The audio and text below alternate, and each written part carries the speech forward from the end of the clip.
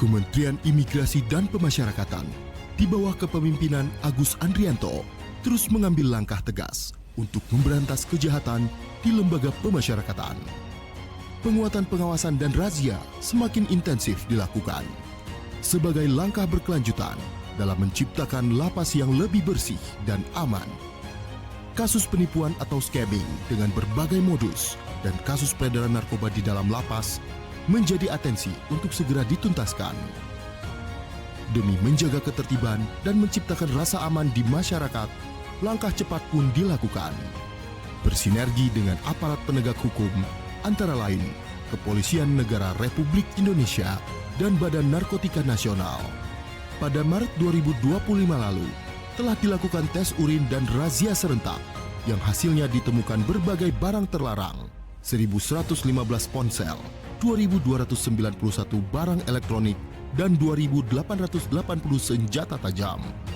Di sisi lain, sebanyak 548 warga binaan yang berisiko tinggi telah dipindahkan ke Pulau Nusa Kambangan.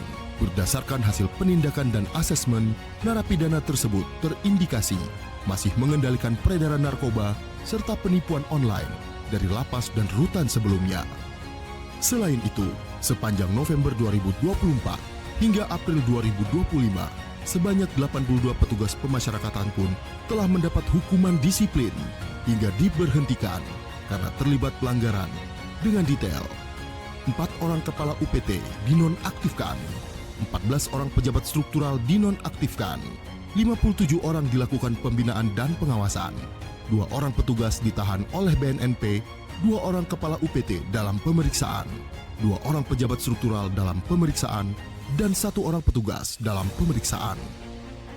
Dalam rangka mencegah peredaran alat komunikasi terlarang, Menteri Imigrasi dan Pemasyarakatan pun memanfaatkan perkembangan teknologi informasi digital melalui alat pendeteksi sinyal portable.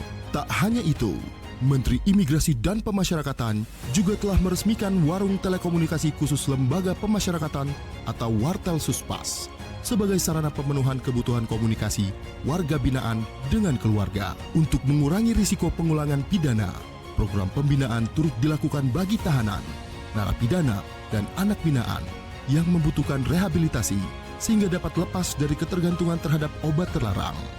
Telah dilakukan screening nafsa terhadap 10.172 warga binaan dan 3.345 di antaranya membutuhkan rehabilitasi. Kementerian Imigrasi dan Pemasyarakatan berkomitmen untuk menciptakan lapas yang bersih, aman, dan terbebas dari kejahatan melalui penegakan hukum yang beriringan dengan pembinaan demi terwujudnya pemasyarakatan yang modern, transparan, dan humanis dalam menciptakan stabilitas keamanan menuju Indonesia Emas 2045.